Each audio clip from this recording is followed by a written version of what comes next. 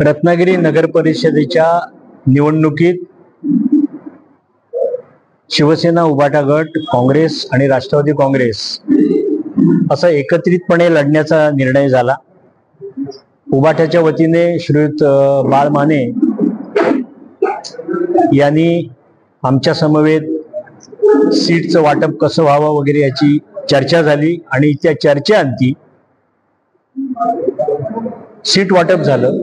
पण प्रत्यक्षात मात्र आमच्या काँग्रेसच्या आणि राष्ट्रवादीच्या वाटेला ज्या सीट्स आल्या होत्या त्यापैकी 3 सीटच्या समोर उभाटाने आपले उमेदवार एबी फॉर्मसह उभे केले आणि आजपर्यंत 3 वाजेपर्यंत त्यातला कुठलाही अर्ज त्यांनी मागे घेतला नाही।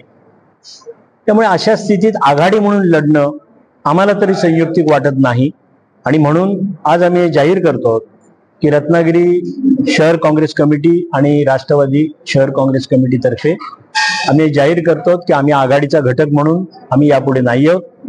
आम्ही काँग्रेस आणि राष्ट्रवादी म्हणून नगरपालिकेची निवडणूक लढवणार आहोत। सर काय झालं? पहिल्या दिवसापासून आमचा अतिशय चांगला संपर्क आहे।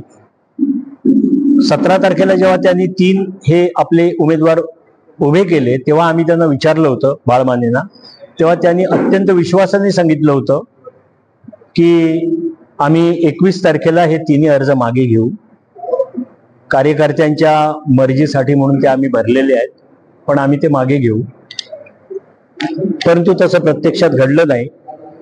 काल आणि आज आम्ही बाळमानेंना फोन करण्याचा प्रयत्न केला, पण ते खूपच बिझी असावेत कारण त्यांनी फोन उचललेला नाहीये। बाळमाने नियुक्तीचा धर्म पाळला नाही हे आता याच्यावरून दिसतंय ना, हे याच्यावरून स्पष्ट होत आहे। आणि जर आघाडी करून अशा पद्धतीने वागणूक असेल तर या आघाडीला काहीही अर्थ नाही आणि भविष्यात देखील आम्ही याची निश्चित काळजी घेऊ आणि त्याप्रमाणे आम्ही आमचं धोरण ठरवू।